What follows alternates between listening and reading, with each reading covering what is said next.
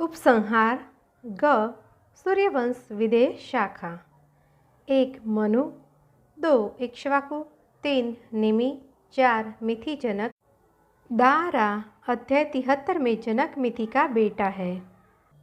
5 उदावसु, 6 नंदीवर्धन, 7 सुकेतु, 8 देवरात, 9 बृहदथ वाल्मीकि रामायण अनुसार, 10 महावीर वाल्मीकि रामायण, 11 सुधृति, 12 दृष्टकेतु, 13 हर्यश्व, 14 मरु, 15 प्रतिंदक, 16 कृतियत कीर्तिस्थ वाल्मीकि रामायण, 17 देवमीढ़, 18 विबुध, 19 महाद्रुति महित्रक वाल्मीकि रामायण, 20 कृतिरात कीर्तिरात वाल्मीकि रामायण, 21 महारोमन, 22 स्वर्ण Roman, 23 हस्व Roman, 24 Siradhwaj Ayodhya के दशरथ के समकालीन, 25 भानुमत, 26 शतधुन्न, 27 सुचि, 28 ऊर्जवह, 29 सनद्वाय, 30 कुनि, 31 अजन, 32 कुलजित ऋतुजित, 33 अरिष्टनेमि, 34 श्रुतायुष, 35 सूर्याश्व, 36 संजय, 37 क्षेमारी, 38 अनेनस, 39 समरथ मीनरथ, 40 सत्यरथ, 41 सत्यरथी, 42 उपगुरु, 43 उपगुप्त, 44 स्वागतः, 45 स्वनरः, 46 सुवर्चसः, 47 सुभाष, 48 सुश्रुत, 49 जय, 50 विजय, 51 ऋतु, 52 सुतयुत, 53 वितहव्य, 54 ध्रुति, 55 बहुलाश्व, 56 कृति। महाभारत के पीछे इस राजवंश का पता नहीं लगता। इस राजवंश में इन 2 राजाओं के नाम प्रसिद्ध है।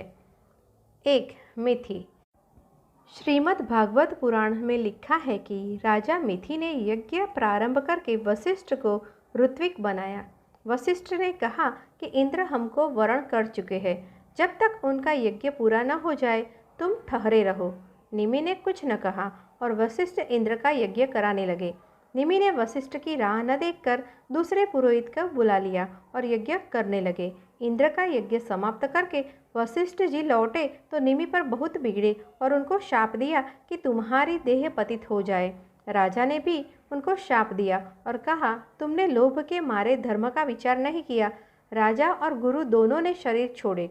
वशिष्ठ तो फिर उर्वशी के गर्भ से जन्मे और निमि की देह को मुनियों ने गंध द्रव्य में रख दिया और यज्ञ समाप्त होने पर देवताओं से कहने लगे कि आप लोग कहे तो निमि जिला दिए जाए। निमि बोल उठे कि मैं अब देह के जंजाल में न फंसूंगा। देवताओं ने कहा अब यह विदेह होकर सबके नेत्रों में वास करे और उन्मेष निमेष रूप से प्रकट होने लगे। फिर मुनियों ने निमि के देह को मथा, उसमें से एक सुकुमार पुरुष उत्पन्न हुआ। इस असाधारण रीति से जन्म होने के कारण उसका नाम जनक विदेह हुआ। उसने मिथिला नगरी बसाई। हमें यह कथा मिथिला शब्द की उत्पत्ति सिद्ध करने के लिए गढ़ी हुई जान पड़ती है। महाभाष्य में मिथिला शब्द की उत्पत्ति यों दी हुई है। मभ्यन्ते रिपवो मिथिला नगरी। मिथिला जिसमें बैरी मत डाले जाए। मिथिला भी इक्ष्वाकु के एक पुत्र की बसाई हुई है। ज्येष्ठ पुत्र की राजधानी अयोध्या थी। उसी की जोड़ का यह नाम रखा हुआ प्रतीत होता है। हस्वरोमन के 2 बेटे थे, सिरध्वज और कुशध्वज। सिरध्वज का स्पष्ट अर्थ है जिसकी ध्वजा में सिर अर्थात हल का चिन्ह हो, परंतु श्रीमद् भागवत में लिखा है कि राजा हस्वरोमन यज्ञ करने के निमित्त हल चलाते थे। इसी से पुत्र जन्मा जिसका नाम सिरध्वज रखा गया। श्रीमद् भागवत में कुशध्वज सिरध्वज का बेटा है। दूसरा सिरध्वज, यह बड़े नामी पुरुष थे और इनके गुरु याज्ञवल्क्य थे।